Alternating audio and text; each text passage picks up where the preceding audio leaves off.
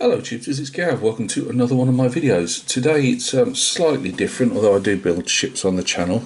Not that they get completed very often, or they do get completed, but it probably takes a couple of years to do them. I did manage to complete this one. It's a vintage Davco 1 in 3000 wargaming ship, and this is the SMS Augsburg from the city of Augsburg in Germany, and it's a light cruiser.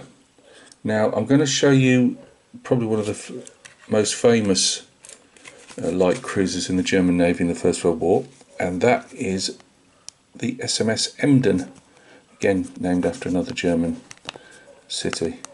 Now it's just to give you an idea what they look like in the bag. These were probably produced in the 70s. I mean, the moulds are still going now, I believe, but I mean that this is actually, you can see here by the old typed out stuff or printed stuff, but you know, it's got some age to it. I bought a Mara of the channel, Paul. He was at a war game show several years ago, well, a few years ago now, and he phoned me up and said, Gav, you like your First World War ships? I know. He said, there's a, and I think I've been mentioning it to him, that I like, I used to have these type of ships, World War II ones, and he said, there's a gentleman had passed away, and it was his unbuilt collection in a box that a relative was selling off on behalf of his widow, I believe. So I bought most of the box. I think I didn't see it. It was up in Scotland. Paul sent them down to me. Yeah, so that's the Emden, and that's what you get. Now the guns probably are in scale. I think they're about 4.5 inch. Later ones during the war, maybe 5 inch. The little sponson type things on the side, barbettes, they're gun emplacements as well. Again, this is the Emden. She's obviously a bit different from the Augsburg, not hugely, but a bit different. But I just felt like you couldn't really see the guns at all. So this is my SMS Augsburg. She was quite prolific in the Baltic and up the Norwegian coast. Norway was obviously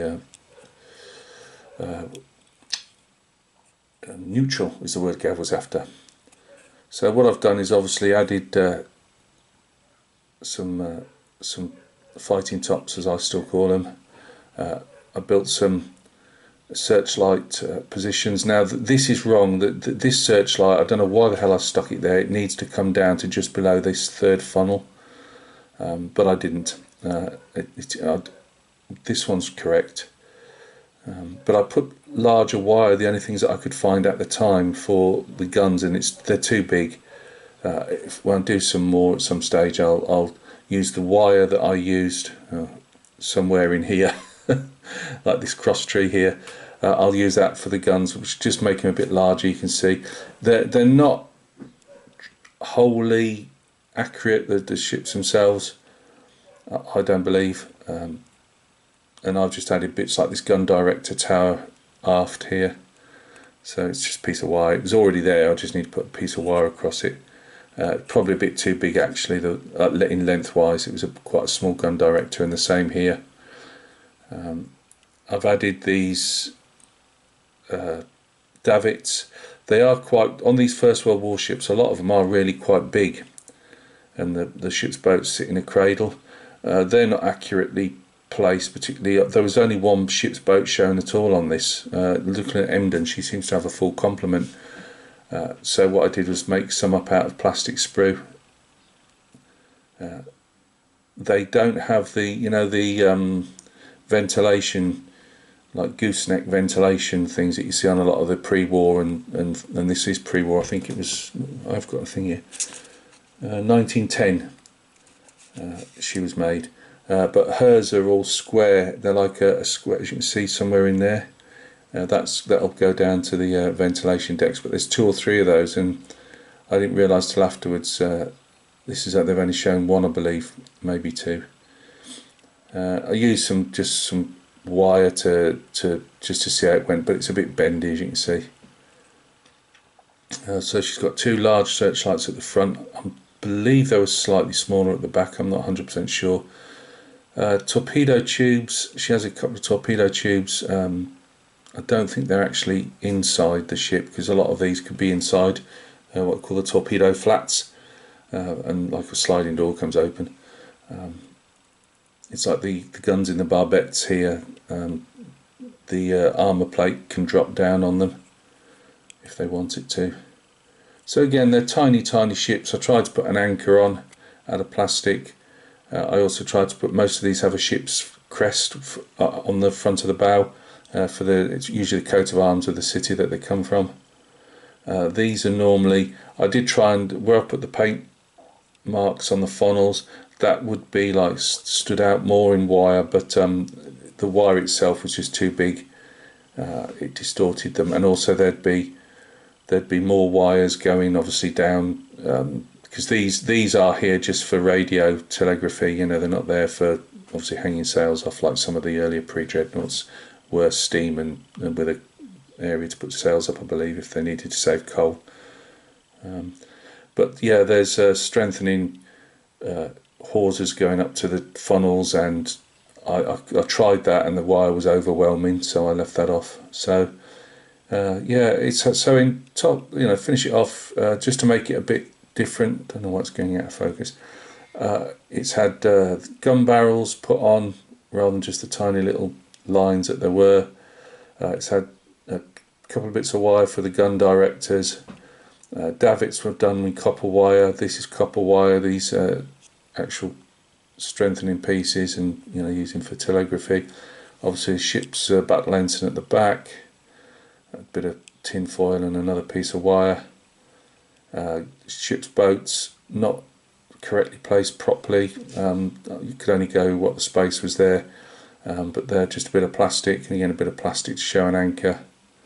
A bit of plastic searchlights. Just painted them white to try and pretend they had a shiny glass on them. A couple of bits of plastic for the final crow's nest lookout position. But yeah, just a bit of fun. I'd got a whole box of them, and I thought, why not? And then the sea bases. What is a sea base, Gav?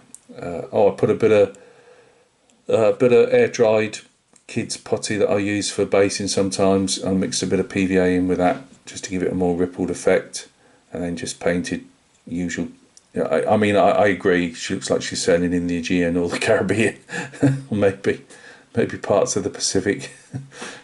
But yeah, well, I just thought it looked quite bright. So, and then I put a semi-gloss varnish over the top just to give it a slight shine. I painted a few bubbles at the back to show a wake. Deliberately didn't want the bases too big. Because there was no point really. So yeah. Oh, and there was no portholes. A lot of them have been. I have just gently with a pin vise marked them all. A lot of them are missing. What I probably would do if I was say doing, where is she? If we were doing Emden, say, I've just kept Emden out of the box. I love the Emden, I must admit. If you've never read the story of the Emden, there's a couple of books, 2 or 3, well, probably 2, 3, 4 books going around. It's a really famous ship. She was set off by herself to go raiding, part of the China squadron for the Germans, and when war was declared, obviously they didn't want them bottled up, so the cruiser squadron went off, did its bit to back the Coronel and that, but they detached, I think, 2 of the light cruisers, and Emden being one. One of the other light cruisers, I think it might have been the one that escaped. Well, it didn't escape far, but if you know is it the river, the African Queen with Humphrey Bogart, he goes up the river in a little old wooden boat, and they supposedly sink a German light cruiser that's up the Mozambique River, something like that, and that was her. But yeah, Emden was run down eventually, but she had a short career but really prolific, and they were the last of the what you could call the gentleman raiders, in the sense of when a merchant ship was proved to be an allied one, or carrying allied goods, Captain would stop her, get the crew off, and if it was in sight of land, you know, give them the option to obviously row themselves to the nearest port, or he'd have them on board and then stop a neutral ship. And so there were, you know, it was done like that. But he also raided I think it's Penang he raided, is it Bombay? He might have raided as well, yeah, Bombay I believe. Sorry, my head smashed with memory. But if you know, even if you just look it up on Wikipedia, you should really look it up, because the crew, raiding cruise of the Emden, I'd say she was sunk in the end. Well, Captain deliberately ran her aground to save as many of the crew as he could, but some of the crew under the first officer had been landed on an island to take down a telegraphy station. That's what she was there to do when she was, you know, they found her, and the captain obviously steamed off and had to leave the crew behind that were on with the first officer, which was, I'm not 30, 40, 50 men, I'm not sure, with a couple of Maxim machine guns.